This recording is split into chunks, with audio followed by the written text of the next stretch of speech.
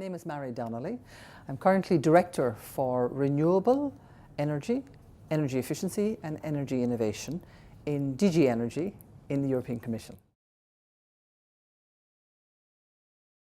You have on the one hand those who do the research and the balance there, because of course whether you're male or female influences how you look at the world and how you would construct your research. But then it's also important that the subject of the research is sensitive to the different behavioural norms for both men and women. And this is very relevant, of course, in the energy area. In the energy area, when you look at energy, and one of the big changes that's coming through in energy is the role of the consumer and the growing importance of the consumer as such in energy.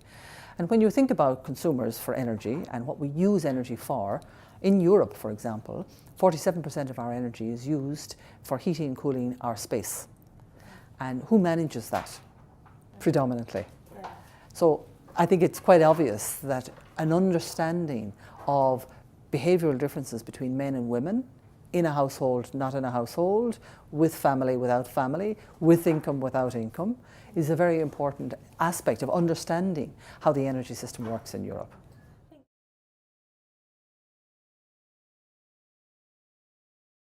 Energy is like any of the industrial sectors, that's quite clear. I think it's very important that women firstly feel that they are empowered and indeed entitled to go to the top, because I think that's the first message that really has to come across very strongly.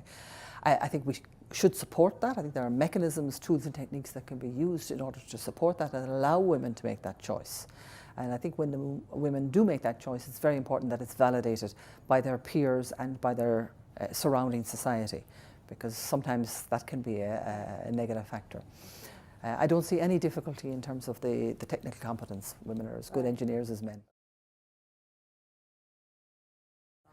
Well, I was very impressed, in fact, that the Gender Summit on this occasion went outside of the norm, the social structures type discussion, and indeed the research type discussion, into areas such as energy. I think it's very important to widen the scope of consideration to the totality of our life. So access to food and kinds of foods and what food we take is another topic that's very relevant, I think, for a gender summit. Energy this time, food maybe next time, as the case may be.